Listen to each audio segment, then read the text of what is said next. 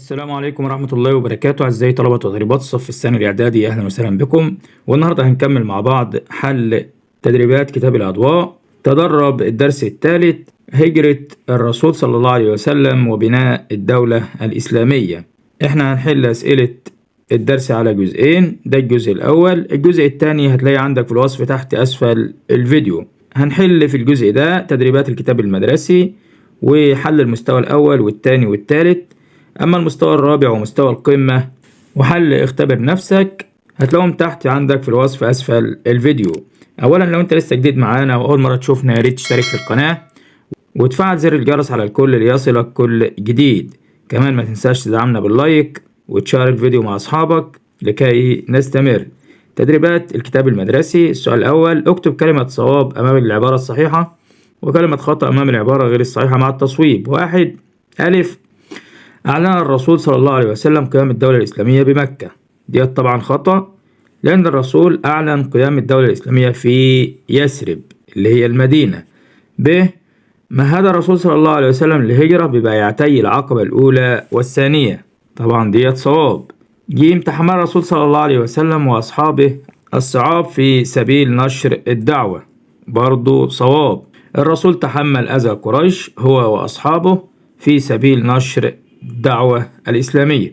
د، اقتصر دور المسجد في الإسلام على العبادة فقط.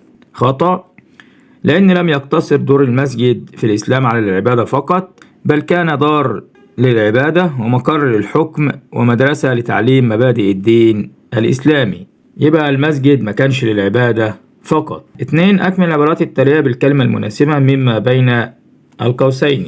أعطيني كلمات وعايز نختار منها هنا. ألف، كانت بيعة في العام 12 من البعثة. كانت بيعة العقبة الأولى. يبقى العقبة الأولى. يبقى بيعة العقبة الأولى كان في العام 12 من البعثة. ب، استأجر الرسول صلى الله عليه وسلم ليكون دليلا له ولأبي بكر رضي الله عنه في الهجرة. استأجر الرسول عبد الله ابن أريكت. عبد الله ابن أريكت ليكون دليلا له ولأبي بكر رضي الله عنه في الهجرة. ج، أول ما قام به الرسول صلى الله عليه وسلم في المدينة بناء المسجد. يبقى بناء المسجد. أول عمل قام به الرسول في المدينة هو بناء المسجد ليكون دار للعبادة ومقر للحكم ومدرسة لتعليم مبادئ الدين الإسلامي. د، نصت صحيفة على حرية العقيدة لغير المسلمين. صحيفة المدينة. يبقى صحيفة المدينة نصت على حرية العقيدة لغير المسلمين. السؤال الثالث، بما تفسر. ألف، عرض الرسول صلى الله عليه وسلم نفسه على الوفود في موسم الحج ليدعوهم إلى الإسلام ويطلب منهم النصرة والمساعدة لتبليغ رسالة ربه. يبقى ليدعوهم إلى الإسلام ويطلب منهم النصرة لتبليغ رسالة ربه. يبقى ليدعوهم إلى الإسلام ويطلب منهم النصرة والمساعدة لتبليغ رسالة ربه. ب، أهمية المسجد في الإسلام دار للعبادة مقر للحكم ومدرسة لتعليم مبادئ الدين الإسلامي. يبقى أهمية المسجد دار للعبادة ومقر للحكم ومدرسة لتعليم مبادئ الدين الإسلامي. يبقى أهمية المسجد في الإسلام دار للعبادة ومقر للحكم ومدرسة لتعليم مبادئ الدين الإسلامي. ج، إصدار الرسول صلى الله عليه وسلم لصحيفة المدينة. هقول له لكي يضع نظاما يحدد حقوق وواجبات كل من يقيم في المدينة ويحدد علاقاتها بمن هم خارجها. يبقى لكي يضع نظاما يحدد حقوق وواجبات كل من يقيم في المدينة أو خارج المدينة. يبقى لكي يضع نظاما يحدد فيه حقوق وواجبات كل من يقيم في المدينة كما يحدد علاقاتها بمن هم خارجها. 4، اكتب نتيجة واحدة عن كل حدث تاريخي من الأحداث التالية. ألف، هجرة المسلمين إلى يثرب. نتج عن هجرة المسلمين إلى يثرب أصبح للمسلمين مكان آمن يمارسون فيه شعائر دينهم دون خوف. وأخذ الرسول صلى الله عليه وسلم يؤسس لبناء الدولة الإسلامية. يبقى أصبح للمسلمين مكان آمن يمارسون فيه شعائر دينهم دون خوف. يبقى أصبح للمسلمين مكان آمن يمارسون فيه شعائر دينهم دون خوف. وأخذ الرسول صلى الله عليه وسلم يؤسس لبناء الدولة الإسلامية فيها. ب. ثقة المسلمين اللامحدودة في نصرة الله لنبيه صلى الله عليه وسلم. ترتب على ذلك أدى إلى بناء الدولة الإسلامية وانتصار المسلمين في كل المواقف التي أمرهم بها الرسول صلى الله عليه وسلم.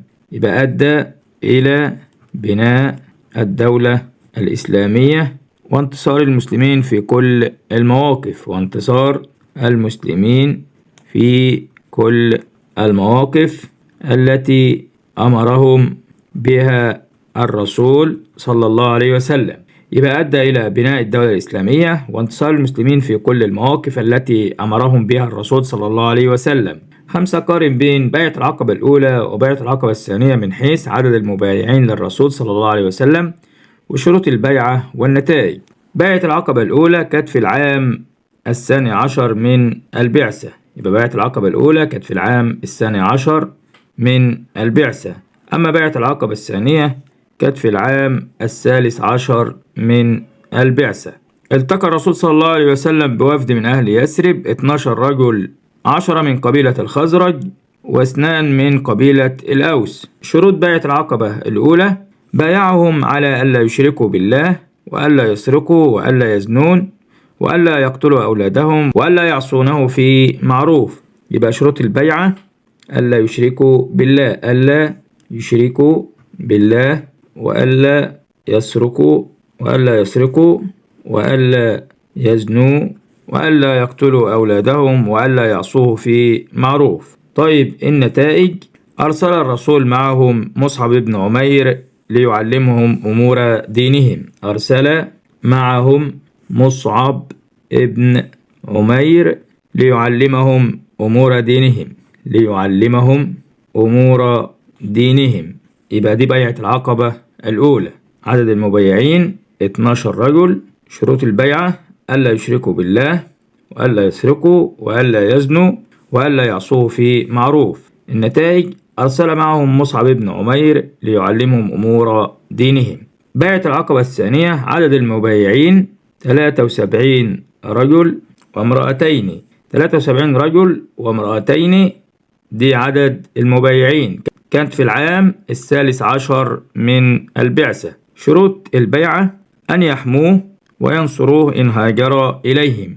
أن يحموه وينصروه إن هاجر إليهم. يبقى شروط البيعة: أن يحموه وينصروه إن هاجر إليهم. طيب النتائج: أمر الرسول صلى الله عليه وسلم المسلمين بالخروج إلى يثرب. يبقى أمر الرسول المسلمين بالخروج إلى يثرب. يبقى النتائج: أمر الرسول صلى الله عليه وسلم المسلمين بالخروج إلى يثرب. تدريبات الأضواء. السؤال الأول: أكمل العبارات الآتية بكلمات مناسبة. 1. أمن الرسول صلى الله عليه وسلم على دينهم بعد هجرته إلى المدينة. أمن الرسول اليهود. 2. الركن الثاني من أركان بناء الدولة الإسلامية: المؤاخاة بين المهاجرين والأنصار. المؤاخاة بين المهاجرين والأنصار. يبقى الركن الثاني المؤاخاة بين المهاجرين والأنصار. الركن الأول المسجد، والثاني المؤاخاة بين المهاجرين والأنصار، والثالث هو صحيفة المدينة. 3. أهل مكة الذين خرجوا من ديارهم إلى المدينة لنشر الدعوة الإسلامية عرفوا بالمهاجرين. يبقى عرفوا بالمهاجرين. 4. كان رفيق الرسول صلى الله عليه وسلم في الهجرة من مكة إلى المدينة أبي بكر الصديق. أبي بكر الصديق. 5. بايع الرسول صلى الله عليه وسلم 73 رجل وامرأتان في بيعة العقبة الثانية. العقبة الثانية. يبقى بيعة العقبة الثانية. السؤال الثاني: ما المقصود بالمصطلحات التاريخية الآتية؟ 1. المهاجرون المهاجرون هم أهل مكة الذين خرجوا من ديارهم إلى المدينة لنشر الدعوة الإسلامية. يبقى أهل مكة الذين خرجوا من ديارهم إلى المدينة لنشر الدعوة الإسلامية. 2. الأنصار هم أهل يثرب الذين بايعوا الرسول صلى الله عليه وسلم وأووه ونصروه بأموالهم وأنفسهم. يبقى أهل يثرب الذين بايعوا الرسول صلى الله عليه وسلم وآووه ونصروه بأموالهم وأنفسهم. يبقى أهل يثرب الذين بايعوا الرسول صلى الله عليه وسلم وآووه ونصروه بأموالهم وأنفسهم. 3. صحيفة المدينة كتاب كتبه الرسول صلى الله عليه وسلم ليضع نظام يحدد حقوق وواجبات كل من يقيم بالمدينة ويحدد علاقاتهم بمن هم خارجها. يبقى كتاب كتبه الرسول صلى الله عليه وسلم ليضع نظاما يحدد حقوق وواجبات كل من يقيم في المدينة ويحدد علاقاتهم بمن هم خارجها. المستوى الثاني السؤال الأول اكتب كلمة صواب أمام العبارة الصحيحة وكلمة خطأ أمام العبارة غير الصحيحة مع التصويب. 1. نصت صحيفة المدينة على حرية العقيدة لغير المسلمين، هي صواب. 2. من أسس بناء الدولة الإسلامية المؤاخاة بين المهاجرين والأنصار، صواب. 3. اقتصر دور المسجد في الإسلام على العبادة فقط، دي خطأ، لأن كان دور المسجد أيضا مقر الحكم ومدرسة لتعليم مبادئ الدين الإسلامي. 4. كلف الرسول صلى الله عليه وسلم عامر بن فهيرة رضي الله عنه بتتبع أخبار قريش، خطأ، لأن الرسول صلى الله عليه وسلم كلف عبد الله بن أبي بكر بتتبع أخبار قريش. أما عامر بن فهيرة كلفه الرسول برعي الأغنام حول الغار ليخفي آثارهم. 5. كان خروج الرسول صلى الله عليه وسلم وأصحابه أمرا هينا على قلوبهم، خطأ، لأن كان خروج الرسول صلى الله عليه وسلم لم يكن أمرا هينا، يبقى لم يكن أمرا هينا على قلوبهم. السؤال الثاني صوب ما تحته خط في العبارات التالية. 1. حققت صحيفة المدينة بين المسلمين واليهود مبدأ العفو عند المقدرة، حققت مبدأ التعايش مع الآخر. يبقى حققت صحيفة المدينة بين المسلمين واليهود مبدأ التعايش مع الآخر. 2. آخى الرسول صلى الله عليه وسلم بين الأوس والخزرج بعد هجرته ليثرب، آخى بين المهاجرين والأنصار. يبقى آخى الرسول صلى الله عليه وسلم بين المهاجرين والأنصار بعد هجرته ليثرب. 3. تعد المؤاخاة بين المهاجرين والأنصار أول عمل قام به الرسول صلى الله عليه وسلم في المدينة. أول عمل قام به هو بناء المسجد، يبقى أول عمل قام به الرسول هو بناء المسجد. 4. دبرت قريش مؤامرة لقتل الرسول صلى الله عليه وسلم أثناء اجتماعهم في دار الأرقم، أثناء اجتماعهم في دار الندوة. 5. من نتائج بيعة العقبة الثانية إرسال مصعب بن عمير مع أهل يثرب. من نتائج بيعة العقبة الأولى، يبقى من نتائج بيعة العقبة الأولى إرسال مصعب بن عمير مع أهل يثرب ليعلمهم أمور دينهم. السؤال الثالث اختر الإجابة الصحيحة مما بين الأقواس. 1. نظم الرسول صلى الله عليه وسلم علاقة المسلمين بيهود المدينة في كتاب عرف به صحيفة المدينة. 2. أسس الرسول صلى الله عليه وسلم دولة الإسلام في يثرب. 3. كلف الرسول صلى الله عليه وسلم أسماء بنت أبي بكر رضي الله عنهما بإحضار الطعام. 4. أثناء رحلة الرسول صلى الله عليه وسلم من مكة إلى المدينة اختبأ في غار 3 ليالي في غار ثور. 5. قامت الدولة الإسلامية في المدينة على 3 أركان. 6. كلفه الرسول صلى الله عليه وسلم بتتبع أخبار المشركين أثناء بقائه بغار ثور، كلف الرسول عبد الله ابن أبي بكر. 7. كل هذه العوامل كانت سببا في نجاح هجرة الرسول صلى الله عليه وسلم إلى يثرب ما عدا التحالف مع قريش. يبقى كانت العوامل التخطيط الجيد، السرية التامة، عناية الله تعالى وتوفيقه. 8. استأجره الرسول صلى الله عليه وسلم ليكون دليلا أثناء الهجرة عبد الله ابن أريقط هو دليل الرسول صلى الله عليه وسلم في الهجرة. 9. كانت بيعة في العام 13 من البعثة بيعة العقبة الثانية. يبقى بيعة العقبة الثانية في العام 13، أما بيعة العقبة الأولى في العام 12. 10. أول سفير في الإسلام هو مصعب ابن عمير رضي الله عنه. السؤال الرابع، اكتب ما تدل عليه كل عبارة من العبارات الآتية. 1. كلف الرسول صلى الله عليه وسلم برد الأمانات لأصحابها أثناء الهجرة علي بن أبي طالب. علي بن أبي طالب. يبقى علي بن أبي طالب كلف الرسول صلى الله عليه وسلم برد الأمانات لأصحابها أثناء الهجرة. 2. آخى بين المهاجرين والأنصار بالمدينة بعد الهجرة سيدنا محمد صلى الله عليه وسلم.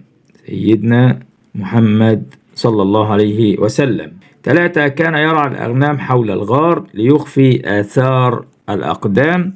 عامر ابن فهيرة. عامر ابن فهيرة. يبقى عامر ابن فهيرة كان يرعى الأغنام حول الغار ليخفي آثار الأقدام. 4. بيعة أمر الرسول صلى الله عليه وسلم المسلمين بعدها بالهجرة إلى يثرب. بيعة العقبة الثانية. بيعة العقبة الثانية. يبقى بيعة العقبة الثانية.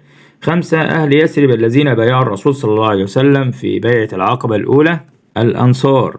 الأنصار. المستوى الثالث، السؤال الأول، حدد المختلف في العبارات الآتية مع ذكر السبب. علي بن أبي طالب، عبد الله بن أريقط، ورقة بن نوفل، عبد الله بن أبي بكر. المختلف هنا ورقة ابن نوفل. طيب ليه؟